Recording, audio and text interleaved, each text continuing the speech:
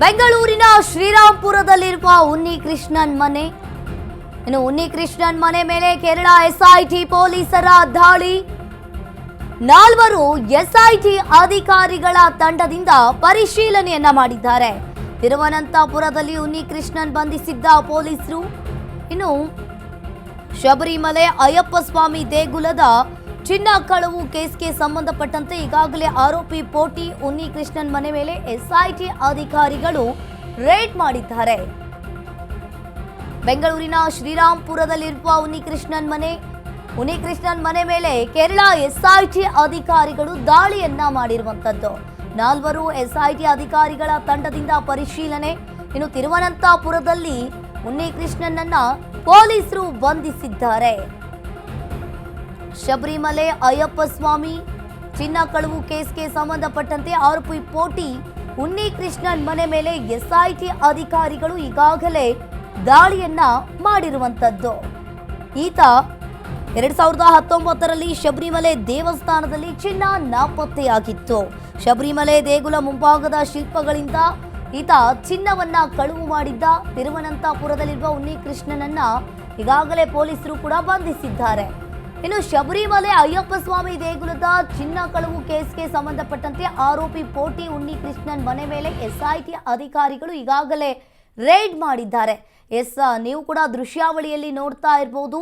ಇದು ಶ್ರೀರಾಂಪುರದಲ್ಲಿರುವ ಆರೋಪಿ ಉನ್ನಿಕೃಷ್ಣನ್ ಮನೆ. ಬೆಂಗಳೂರಿನ ಶ್ರೀರಾಂಪುರದಲ್ಲಿರುವ ಉನ್ನಿಕೃಷ್ಣನ್ ಮನೆ ಮೇಲೆ ಕೇರಳ ಎಸ್ಐಟಿ ಪೊಲೀಸ್ ಅಧಿಕಾರಿಗಳು ರೇಡ್ ಮಾಡಿದ್ದಾರೆ. 4 ಎಸ್ಐಟಿ ಅಧಿಕಾರಿಗಳ ತಂಡದಿಂದ ಉನ್ನಿಕೃಷ್ಣನ್ ಮನೆ ಮೇಲೆ ಪರಿಶೀಲನೆ ಆಗ್ತಾ ಇರುವಂತದ್ದು. ತಿರುವನಂತಪುರದಲ್ಲಿ ಉನ್ನಿಕೃಷ್ಣನನ್ನ ಈಗಾಗಲೇ ಪೊಲೀಸರು ಕೂಡ ಬಂಧಿಸಿದ್ದಾರೆ. ಇನ್ನು ಶಬರಿಮಲೆ ಅಯ್ಯಪ್ಪ ಸ್ವಾಮಿ ದೇಗುಲದ ಚಿನ್ನ ಕಳವು ಕೇಸ್ಗೆ ಸಂಬಂಧಪಟ್ಟಂತೆ ಇವತ್ತು ಉನ್ನಿಕೃಷ್ಣನನ್ನ ಪೊಲೀಸರು ಬಂಧನವನ್ನ ಮಾಡಿರುವಂಥದ್ದು. ಹಾಗಾದ್ರೆ ಈ ಶಬರಿಮಲೆ ಕೇಸ್ ಹಿಸ್ಟರಿ ಏನು ಅನ್ನೋದನ್ನ ನೋಡ್ತಾ ಹೋಗೋಣ. ಶಬರಿಮಲೆ ದೇಗುಲ ಮುಂಭಾಗದ ಶಿಲ್ಪಗಳಿಂದ ಚಿನ್ನ ಕಳವು. ಆತ ದ್ವಾರಪಾಲಕ ಶಿಲ್ಪಗಳಿಂದ 4 ಕೆಜಿ ಚಿನ್ನವನ್ನ ಕಳವು ಮಾಡಲಾಗಿತ್ತು. ಏವನ್ನಾಗಿರುವ ಶಬರಿಮಲೆ ದೇಗುಲದ ಭಕ್ತ ಪೋಟಿ ಉನ್ನಿಕೃಷ್ಣನ್ A2 ಶಬರಿಮಲೆ ದೇವಸ್ವಂ ಮಂಡಳಿಯ ಮಾಜಿ ಆಡಳಿತ ಅಧಿಕಾರಿ. ದ್ವಾರಪಾಲಕ ಮೂರ್ತಿಗಳ ಮೇಲಿನ ಚಿನ್ನಕ್ಕೆ ಎಲೆಕ್ಟ್ರೋಪ್ಲೇಟಿಂಗ್. ಉನ್ನಿಕೃಷ್ಣನ್ಗೆ ಎಲೆಕ್ಟ್ರೋಪ್ಲೇಟಿಂಗ್ಗೆ ಚಿನ್ನದ ಫಲಕವನ್ನ ಕೊಡಲಾಗಿತ್ತು. ತದನಂತರ ಪೊಟ್ಟಿ ಇದನ್ನ ಅನುಮತಿ ಇಲ್ಲದೆ ಹಲವೆಡೆ ರವಾನೆಯನ್ನ ಮಾಡಿದ್ದ. ದಕ್ಷಿಣ ಭಾರತದ ರಾಜ್ಯಗಳ ಹಲವು ದೇವಾಲಯ ಮನೆಗಳಿಗೆ ಸಾಗಿಸಿದ್ದ. ತದನಂತರ ಈ ಪೈಕಿ 475 ಗ್ರಾಂ ಚಿನ್ನ ಬಳ್ಳಾರಿಯ ಗೋವರ್ಧನಕ್ಕೆ ರವಾನೆ ಮಾಡಿದ್ದಾನೆ. ಚಿನ್ನದ ಕಳವು ಮಾರಾಟಕ್ಕೆ ಉನ್ನಿಕೃಷ್ಣನ್ಗೆ ಬಾಬು ಮುರಾರಿ ಆತ ಸಹಾಯವನ್ನ ಮಾಡಿದ್ದಾನೆ. ಹೀಗಾಗಿ ಗೋವರ್ಧನ್ ಮನೆ ಮತ್ತು ಅಂಗಡಿಗಳ ಮನೆ ಮೇಲೆ ದಾಳಿಯನ್ನ ಮಾಡಲಾಗಿದೆ. ಇನ್ನು ಈತ 2019ರಲ್ಲಿ ಶಬರಿಮಲೆ ದೇವಸ್ಥಾನದ ಮೇಲೆ ಚಿನ್ನ ನಾಪತ್ತೆಯಾಗಿತ್ತು. ಆ ದ್ವಾರಪಾಲಕದಲ್ಲಿರುವ ಶಿಲ್ಪಗಳಿಂದ 4 ಕೆಜಿ ಚಿನ್ನವನ್ನ ಈತ ಕಳವು ಮಾಡಿದ್ದಾನೆ. ಕಳವು ಮಾಡಿದ್ದು ಅಷ್ಟೇ ಅಲ್ಲದೆ ಶಬರಿಮಲೆ ದೇಗುಲದ ಚಿನ್ನ ಕಳವು ಪ್ರಕರಣಕ್ಕೆ ಸಂಬಂಧಪಟ್ಟಂತೆ ಬೆಂಗಳೂರಿನಲ್ಲಿರೋ ಅರ್ಚಕ ಉನ್ನಿಕೃಷ್ಣನ್ ಮನೆ ಮೇಲೆ ಕೇರಳ ಎಸ್ಐಟಿ ಅಧಿಕಾರಿಗಳು ಈಗಾಗಲೇ ದಾಳಿಯನ್ನ ನಡೆಸಿದ್ದಾರೆ. ಇನ್ನು ಆತ ಬಳ್ಳಾರಿಯಲ್ಲೂ ಕೂಡ ತನಿಖಾ ತಂಡದಿಂದ ಪರಿಶೀಲನೆಯನ್ನ ಮಾಡಲಾಗ್ತಾ ಇದೆ. ಇನ್ನು ಒಂದ್ ಕಡೆ ಎಸ್ಐಟಿ ಅಧಿಕಾರಿಗಳು ಬೆಂಗಳೂರಿಗೆ ಬಂದು ಉನ್ನಿಕೃಷ್ಣನ್ ಮನೆ ಮೇಲೆ ಎಸ್ಐಟಿ ಅಧಿಕಾರಿಗಳು ದಾಳಿಯನ್ನ ಮಾಡಿರುವಂಥದ್ದು. ಇನ್ನು ಬೆಂಗಳೂರಿನ ಶ್ರೀರಾಂಪುರದಲ್ಲಿರುವ ಉನ್ನಿಕೃಷ್ಣನ್ ಮನೆ ಮೇಲೆ ಕೇರಳದ ಎಸ್ಐಟಿ ತಂಡದಿಂದ ಬಳ್ಳಾರಿಯಲ್ಲೂ ಶೋಧ ಕಾರ್ಯಾಚರಣೆ ಆಗ್ತಾ ಇದೆ. ಬಳ್ಳಾರಿಯ ರೊದ್ದಂ ಜ್ಯುವೆಲ್ಲರಿ ಶಾಪ್ನಲ್ಲಿ ಪರಿಶೀಲನೆ. ಕದ್ದ ಚಿನ್ನದಲ್ಲಿ 476 ಗ್ರಾಂ ಗೋಲ್ಡ್ ಅನ್ನ ಗೋವರ್ಧನ್ ಖರೀದಿಸಿದ್ದಾನೆ. ರೊದ್ದಂ ಜ್ಯುವೆಲ್ಲರಿ ಶಾಪ್ ಮಾಲೀಕ ಗೋವರ್ಧನ್ ಮನೆ ಮತ್ತು ಅಂಗಡಿಯಲ್ಲೂ ಎಸ್ಐಟಿ ಅಧಿಕಾರಿಗಳು ಶೋಧ ಕಾರ್ಯಾಚರಣೆಯನ್ನ ಮಾಡ್ತಾ ಇದ್ದಾರೆ. ಇನ್ನು ಈ ಶಬರಿಮಲೆ ಅಯ್ಯಪ್ಪ ಸ್ವಾಮಿ ದೇಗುಲ ಚಿನ್ನ ಕಳವು ಪ್ರಕರಣಕ್ಕೆ ಸಂಬಂಧಪಟ್ಟಂತೆ ಈಗಾಗಲೇ ಕೇರಳದಲ್ಲೂ ಕೂಡ ಎಸ್ಐಟಿ ತಂಡದಿಂದ ಬಳ್ಳಾರಿಯಲ್ಲಿ ಶೋಧ ಕಾರ್ಯಾಚರಣೆ ನಡೀತಾ ಇದೆ. ಬಳ್ಳಾರಿಯ Roddam jewellery shop owner Govardhan ಮನೆ ಮೇಲೂ ಈಗಾಗಲೇ ಎಸ್ಐಟಿ ಅಧಿಕಾರಿಗಳು ದಾಳಿಯನ್ನ ನಡೆಸಿದ್ದಾರೆ. ಇನ್ನು A2 ಆರೋಪಿಯಾಗಿರುವ ಶಬರಿಮಲೆ ದೇವಸ್ವಂ ಮಂಡಳಿಯ ಮಾಜಿ ಆಡಳಿತ ಅಧಿಕಾರಿ ಹಾಗೆ ದ್ವಾರಪಾಲಕ ಮೂರ್ತಿಗಳ ಮೇಲಿನ ಚಿನ್ನಕ್ಕೆ ಎಲೆಕ್ಟ್ರೋಪ್ಲೇಟಿಂಗ್ ಮಾಡಲಾಗಿತ್ತು. ಈ ಪೈಕಿ 475 ಗ್ರಾಂ ಚಿನ್ನ ಬಳ್ಳಾರಿಯ ಗೋವರ್ಧನ್ಗೆ ಈತ ಮಾರಿದ್ದ ಅನ್ನೋದು ಆರೋಪ ಇಲ್ಲಿ ಕೇಳಿ ಬಂದಿದೆ. ಈ ಬಗ್ಗೆ ಹೆಚ್ಚಿನ ಡೀಟೇಲ್ಸ್ ಅನ್ನ ನೀಡ್ತಾರೆ ನಮ್ಮ ಪ್ರತಿನಿಧಿ ಅಭಿಷೇಕ್ ಜೈಶಂಕರ್. ಫೋನ್ ಸಂಪರ್ಕದಲ್ಲಿ ಜಾಯಿನ್ ಆಗಿದ್ದಾರೆ. ಎಸ್ ಅಭಿಷೇಕ್, ಇಲ್ಲಿ ಒಂದ್ ಕಡೆ ನೋಡ್ತಾ ಇರಬಹುದು, ಶಬರಿಮಲೆ ಅಯ್ಯಪ್ಪ ಸ್ವಾಮಿ ದೇಗುಲದ ಚಿನ್ನ ಕಳವು ಕೇಸ್ ಪ್ರಕರಣಕ್ಕೆ ಸಂಬಂಧಪಟ್ಟಂತೆ ಈಗಾಗಲೇ ಉನ್ನಿ ಕೃಷ್ಣನ್ ಮನೆ ಮೇಲೂ ಕೂಡ ದಾಳಿಯನ್ನ ಮಾಡ್ತಾ ಇದ್ದಾರೆ ಎಸ್ಐಟಿ ಅಧಿಕಾರಿಗಳು. ಇನ್ನು ಬಳ್ಳಾರಿಯಲ್ಲೂ ಕೂಡ ಶೋಧ ಕಾರ್ಯಾಚರಣೆ ನಡೀತಾ ಇದೆ. ಏನಿದೆ ಇದ್ರ ಬಗ್ಗೆ ಹೆಚ್ಚಿನ ಡೀಟೇಲ್ಸ್?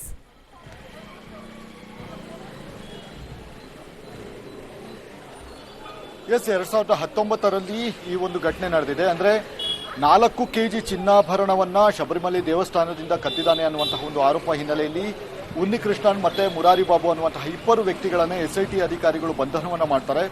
ಆ ಬಂಧನ ಮಾಡಿದ ಬಳಿಕ ಅದರಲ್ಲಿ ಒಂದಷ್ಟು ರಿಕವರಿಗಳನ್ನು ಕೂಡ ನಡೆಸಲಾಗುತ್ತೆ ಮತ್ತು ಆತನ ಮನೆ ಮೇಲೆ ದಾಳಿಯನ್ನು ನಡೆಸುವಂತಹ ಒಂದು ಪ್ರಕ್ರಿಯೆಗಳನ್ನು ಕೂಡ ನಡೀತಾ ಇದೆ. ಈಗ ಸದ್ಯ ಶ್ರೀರಾಮ್ಪುರದಲ್ಲಿರುವಂತಹ ಈ ಒಂದು ಕಟ್ಟಡದಲ್ಲಿ ಒಂದು ಶೋಧ ಕಾರ್ಯ ನಡೆಸ್ತಾ ಇರುವಂತದ್ದು. ಅಂದ್ರೆ ಕೇರಳದ ಎಸ್ಐಟಿ ಅಧಿಕಾರಿಗಳು ಉನ್ನಿ ಕೃಷ್ಣನ್ನ ಮನೆಗೆ ಬಂದು ಶೋಧನ ಮಾಡುವಂತಹ ಒಂದು ಕೆಲಸಗಳನ್ನು ಕೂಡ ಮಾಡ್ತಾ ಇದ್ದಾರೆ. ಮತ್ತು ಈ ಹಿಂದೆ ಅಂದ್ರೆ ಬಳ್ಳಾರಿಯ ಗೋವರ್ಧನ್ ಅನ್ನುವಂತಹ ವ್ಯಕ್ತಿಗೂ ಕೂಡ 470 ಗ್ರಾಂನಷ್ಟು ಚಿನ್ನಾಭರಣವನ್ನ ಮಾರಿದ್ದ ಅಂತ ಹೇಳಿ ಆರೋಪ ಕೇಳಿ ಬರ್ತಾ ಇರುವಂತದ್ದು. ಹೀಗಾಗಿ ಬಳ್ಳಾರಿಯ ಗೋವರ್ಧನ್ ಮನೆಯಲ್ಲೂ ಕೂಡ ಎಸ್ಐಟಿ ಅಧಿಕಾರಿಗಳು ದಾಳಿಯನ್ನು ನಡೆಸಿದ್ದಾರೆ ಮತ್ತು ದೇವಸ್ಥಾನಕ್ಕೆ ಚಿನ್ನವನ್ನ ಲೇಪನೆ ಮಾಡುವಂತಹ ಒಂದು ಕೆಲಸಗಳನ್ನ ಈತನಿಗೆ ಕೊಡಲಾಗಿತ್ತು. ಈ ಹಿನ್ನೆಲೆಯಲ್ಲಿ ಆ ಚಿನ್ನ ಲೇಪನ ಮಾಡೋದು ಬಿಟ್ಟು ಈತ ಚಿನ್ನವನ್ನ ಬೇರೆ ಬಣ್ಣಗಳನ್ನ ಬಡಿದು ಆ ಚಿನ್ನವನ್ನ ತನ್ನ ಒಂದು ಇದಕ್ಕೆ ತೆಗೆದುಕೊಂಡಿರುವಂಥದ್ದು. ಅಂದ್ರೆ ಬೇರೆ ಬೇರೆ ರಾಜ್ಯಗಳಿಗೆ ಈ ಚಿನ್ನಾಭರಣವನ್ನ ಚಿನ್ನವನ್ನ ಸಾಗಿಸಿ ಮಾರಾಟ ಮಾಡಿದ್ದಾನೆ ಅನ್ನುವಂತಹ ಒಂದು ಆರೋಪಗಳು ಕೇಳಿ ಬಂದಿತ್ತು. ಇನ್ನು ದೇವಸ್ಥಾನದ ಆಡಳಿತ ಮಂಡಳಿ ಆ ಚಿನ್ನ ಲೇಪಿತ ಒಂದು ದ್ವಾರಕ್ಕೆ ಮಾಡಿರುವಂತಹ ಒಂದು ಕಾರಣದಿಂದಾಗಿ ಈತನಿಗೆ ಒಳ್ಳೆಯ ಶಿಲ್ಪಿ ಅನ್ನುವಂತಹ ರೀತಿಯಲ್ಲಿ ಉಡುಗೊರೆಯನ್ನು ಕೂಡ ಕೊಟ್ಟಿದ್ರು. ಆದರೆ ಇಂತಹ ವ್ಯಕ್ತಿ ಈಗ ಚಿನ್ನವನ್ನ ಕಳ್ತನ ಮಾಡಿದ್ದಾನೆ ಅಂತ ಹೇಳಿ ಆರೋಪವನ್ನು ಕೂಡ ಮಾಡಲಾಗಿದೆ. ಅದಕ್ಕೆ ಬೇಕಾದಂತಹ ಎಲ್ಲ ಎವಿಡೆನ್ಸ್ಗಳೇನಿದೆ ಆ ಎವಿಡೆನ್ಸ್ಗಳು ಕೇರಳ ಪೊಲೀಸರಿಗೆ ಸಿಕ್ಕಿರುವಂತಹ ಒಂದು ಕಾರಣದಿಂದಾಗಿ ಎಸ್ಐಟಿ ಫಾರ್ಮ್ ಅನ್ನು ಮಾಡ್ತಾರೆ. ಎಸ್ಐಟಿ ಫಾರ್ಮ್ ಆದ ಬಳಿಕ ಒಂದು ಇನ್ವೆಸ್ಟಿಗೇಷನ್ ಮಾಡುವಂತಹ ಸಂದರ್ಭದಲ್ಲಿ ಹಲವು ಚಿನ್ನದ ಏನಿದೆ ಅದೆಲ್ಲವೂ ಕೂಡ ರಿಕವರಿ ಮಾಡಿದ್ದಾರೆ ಅಂತ ಹೇಳಿ ಈಗ ಅಂದ್ರೆ ಸಿಕ್ಕಿದೆ ಅಂತ ಹೇಳಿ ಎಸ್ಐಟಿ ಅಧಿಕಾರಿಗಳ ಮಾಹಿತಿ ಆಗಿರುವಂತದ್ದು. ಹೀಗಾಗಿ ಮುಂದಿನ ಹಂತದಲ್ಲಿ ಈಗ ಉನ್ನಿ ಕೃಷ್ಣನ್ನ ಇಲ್ಲಿಗೆ ಕರೆತಂದು ಖುದ್ದು ಆತನ ಮನೆಯನ್ನ ಪರಿಶೋಧನೆ ಮಾಡುವಂತಹ ಒಂದು ಕೆಲಸಗಳನ್ನು ಕೂಡ ಮಾಡಿದ್ದಾರೆ. ನಂತರ ಈತ ಯಾವ ರಾಜ್ಯಕ್ಕೆ ಯಾರ್ಯಾರಿಗೆ ಚಿನ್ನವನ್ನ ಕೊಟ್ಟಿದ್ದಾನೆ, ಚಿನ್ನವನ್ನ ಮಾರಾಟ ಮಾಡಿದ್ದಾನೆ, ಅವರನ್ನು ಕೂಡ ಅವರ ಮನೆಗಳಿಗೆ ಮತ್ತೆ ಅವರ ಕಚೇರಿಗಳಿಗೆ ದಾಳಿ ಮಾಡುವಂತಹ ಸಾಧ್ಯತೆಗಳು ಕೂಡ ಇದೆ ಅಂತಾನೆ ಹೇಳ್ಬೋದಾಗಿದೆ. ಹೀಗಾಗಿ ಸದ್ಯ ಈ ಒಂದು ಪ್ರಕರಣಕ್ಕೆ ಅಂದ್ರೆ ಪ್ರತಿಷ್ಠಿತ ಶಬರಿಮಲೆಯಲ್ಲಿ ಚಿನ್ನವನ್ನ ಕದ್ದಿದ್ದಾನೆ ಅಂತ ಹೇಳಿದ್ರೆ ಸಾಕಷ್ಟು ಒಂದು ಸೀರಿಯಸ್ ಅಫೆನ್ಸ್ ಅಂತಾನೆ ಹೇಳ್ಬೋದಾಗಿದೆ, ಒಂದು ಸೆನ್ಸೇಷನಲ್ ಅಂತಾನೆ ಹೇಳ್ಬೋದಾಗಿದೆ. ಇಂತಹ ವ್ಯಕ್ತಿಯನ್ನ ಈಗ ಕರೆತಂದು ಸರ್ಚ್ ವಾರೆಂಟ್ ಮುಖಾಂತರ ಶೋಧವನ್ನ ಮಾಡ್ತಾ ಇರುವಂತದ್ದು. ಮತ್ತೊಬ್ಬ ಆರೋಪಿ ಏನಿದ್ದಾನೆ ಅಂದ್ರೆ ಮುರಾರಿ ಬಾಬು ಅನ್ನುವಂತಹ ವ್ಯಕ್ತಿ ಏನಿದ್ದಾನೆ ಆತನನ್ನು ಕೂಡ ಈಗ ಪೊಲೀಸರ ಕಸ್ಟಡಿಯಲ್ಲಿರುವಂತದ್ದು. ಆತನಿಂದಲೂ ಕೂಡ ಯಾವ ರೀತಿ ಅವನು ಉನ್ನಿ ಕೃಷ್ಣನ್ಗೆ ಸಹಾಯವನ್ನ ಮಾಡಿದ್ದಾನೆ ಅಂತ ಹೇಳಿ ಆತನಿಂದ ಎನ್ಕ್ವೈರಿ ಮಾಡುವಂತಹ ಒಂದು ಕೆಲಸಗಳನ್ನು ಕೂಡ ಮಾಡ್ತಾ ಇದ್ದಾರೆ. ಹೀಗಾಗಿ 2019ರಲ್ಲಿ ನಡೆದಂತಹ ಈ ಒಂದು ಕೃತ್ಯಕ್ಕೆ ಈಗಲೂ ಕೂಡ ಪರಿಶೋಧನೆ ಮಾಡುವಂತಹ ಒಂದು ಕೆಲಸಗಳನ್ನು ಕೂಡ ಮಾಡ್ತಾರೆ. ಆ ಚಿನ್ನ ಎಲ್ಲೆಲ್ಲಿ ಸಾಗಾಟ ಆಗಿದೆ ಅನ್ನೋದ್ರ ಬಗ್ಗೆ ಕೂಡ ಎಸ್ಐಟಿ ಅಧಿಕಾರಿಗಳು ವಿಶೇಷ ತಂಡವನ್ನ ರಚನೆ ಮಾಡಿ ಕಾರ್ಯಾಚರಣೆಯನ್ನ ನಡೆಸ್ತಾ ಇರುವಂತದ್ದು. ಹೀಗಾಗಿ ಸದ್ಯ ಇದೊಂದು ಉನ್ನಿ ಕೃಷ್ಣನ್ ಮತ್ತೆ ಮುರಾರಿ ಬಾಬು ಏನಿದ್ದಾರೆ ಇವರ ಹಿಂದೆ ಬೇರೆ ಯಾರಾದ್ರೂ ಇದ್ರ ಅನ್ನುವಂಥದ್ದು ಕೂಡ ನೋಡ್ಬೇಕಾಗತ್ತೆ. ಯಾಕಂದ್ರೆ ಒಂದು ಇಡೀ ಸಿಸ್ಟಮ್ ಏನಿದೆ ಆ ಸಿಸ್ಟಮ್ಗೆ ವಿರೋಧವಾಗಿ ಅದಕ್ಕೆ ಬೇರೆ ಏನಾದರೂ ಆ ಚಿನ್ನವನ್ನ ಬೇರೆ ರೀತಿಯಲ್ಲಿ ತಯಾರು ಮಾಡಿ ಅಂದ್ರೆ ಚಿನ್ನದ ಬಣ್ಣ ಇರುವಂತಹ ಮೆಟೀರಿಯಲ್ಗಳನ್ನು ಬಳಸಿ ಇಷ್ಟೆಲ್ಲ ಮಾಡಿದ್ದಾರೆ. ಮತ್ತೆ ಅದನ್ನ ಪರಿಶೋಧನೆ ಮಾಡುವಂತಹ ಒಂದು ಕೆಲಸಗಳನ್ನು ಕೂಡ ಮಾಡಬೇಕಾಗತ್ತೆ. ಅಂದ್ರೆ ಶಬರಿಮಲೆಯ ಆಡಳಿತ ಮಂಡಳಿ ಏನಿದೆ ಅದು ಒರಿಜಿನಲ್ ಚಿನ್ನವ ಅಥವಾ ಬೇರೆದ ಅನ್ನುವಂಥದ್ದು ಕೂಡ ಪರಿಶೀಲನೆ ಮಾಡುವಂತಹ ಒಂದು ಕೆಲಸಗಳನ್ನ ಮಾಡಬೇಕಾಗತ್ತೆ. ಅಂದ್ರೆ ಪೂರ್ತಿ ವರ್ಕ್ ಆದ ಬಳಿಕ. ಆದರೆ ಅದ್ಯಾವುದೂ ಕೂಡ ಪೂರಕವಾಗಿ ನಡೆದಿಲ್ಲ ಅನ್ನುವಂತಹ ಒಂದು ಕಾರಣದಿಂದಾಗಿ ಅವರ ಮೇಲೆ ಕೂಡ ಡೌಟ್ ಇರುವಂತಹ ಸಾಧ್ಯತೆ ಇದೆ. ಹೀಗಾಗಿ ಎಸ್ಐಟಿ ಸ್ಟೆಪ್ ಬೈ ಸ್ಟೆಪ್ ಏನಿದೆ ಎನ್ಕ್ವೈರಿಯನ್ನು ಮಾಡುವಂತಹ ಮುಖಾಂತರ ಮತ್ತಷ್ಟು ವಿಚಾರಗಳು ಬಯಲಿಗೆಳುವಂತಹ ಸಾಧ್ಯತೆ ಇದೆ. ಇನ್ನು ಈ ಒಂದು ಉನ್ನಿಕೃಷ್ಣನ್ ಮನೆಯಲ್ಲಿ ಸಂಜೆಯವರೆಗೂ ಕೂಡ ಒಂದು ಶೋಧ ಕಾರ್ಯ ನಡೆಸುವಂತಹ ಸಾಧ್ಯತೆ ಇದೆ. ಅಂದ್ರೆ ಇಡೀ ದಿನ ಆತನಿಂದ ಎನ್ಕ್ವೈರಿಯನ್ನ ಮಾಡುವಂಥದ್ದು, ಮತ್ತೆ ಯಾರ್ಯಾರಿಗೆ ಈತ ಒಂದು ಕರೆಯನ್ನ ಮಾಡಿದ್ದ ಅದರ ಲಿಸ್ಟ್ಗಳನ್ನ ಈಗಾಗಲೇ ತೆಗೆದುಕೊಂಡಿದ್ದಾರೆ. ಮತ್ತೆ ವಾಟ್ಸಪ್ ಲಿಸ್ಟ್ಗಳೇನಿದೆ ಅದೆಲ್ಲವೂ ಕೂಡ ರಿಟ್ರೀವ್ ಮಾಡಿ ಅವರ ಹತ್ರ ಬಳಿ ಇಟ್ಕೊಂಡಿದ್ದಾರೆ. ಈಗ ಅದರ ಪಾರ್ಟ್ ಆಫ್ ಇನ್ವೆಸ್ಟಿಗೇಷನ್ ಅಂದ್ರೆ ಕ್ರೈಮ್ ಸೀನ್ ಎಲ್ಲೆಲ್ಲಿ ನಡೆದಿದೆಯೋ ಅಲ್ಲಿ ಸ್ಪಾಟ್ ಇನ್ವೆಸ್ಟಿಗೇಷನ್ ಮಾಡಲಾಗುತ್ತೆ. ಸ್ಪಾಟ್ ಇನ್ವೆಸ್ಟಿಗೇಷನ್ ನಡೆಸಿ ವಿಡಿಯೋ ಚಿತ್ರೀಕರಣ ಮಾಡುವಂತಹ ಮುಖಾಂತರ ಆತನಿಂದ ಒಂದಷ್ಟು ಮಾಹಿತಿಯನ್ನು ಕಲೆ ಹಾಕುವಂತಹ ಕೆಲಸಗಳನ್ನು ಕೂಡ ಮಾಡುತ್ತೆ. ಹೀಗಾಗಿ ಇದೊಂದು ದೊಡ್ಡ ಪ್ರೋಸೆಸ್ ಆಗಿರುವಂತಹ ಕಾರಣದಿಂದಾಗಿ ಸಂಜೆಯವರೆಗೂ ಕೂಡ ಈ ಒಂದು ದಾಳಿ ಮುಂದುವರಿಯುವಂತಹ ಸಾಧ್ಯತೆ ಇದೆ. ಅಂಕಿತಾ. ಎಸ್ ಅಭಿಷೇಕ್, ಇಲ್ಲಿ ಮತ್ತೊಂದ್ ಕಡೆ ನೋಡ್ತಾ ಇರ್ಬೋದು 475 ಗ್ರಾಂ ಚಿನ್ನ ಬಳ್ಳಾರಿಯ ಗೋವರ್ಧನ್ಗೆ ಮಾರಿದ್ದ ಅನ್ನೋದು ಆರೋಪ ಕೇಳಿ ಬರ್ತಾ ಇದೆ. ಇದು ಎಷ್ಟು ನಿಜ, ಏನಿದೆ ಇದ್ರ ಬಗ್ಗೆ ಡೀಟೇಲ್ಸ್?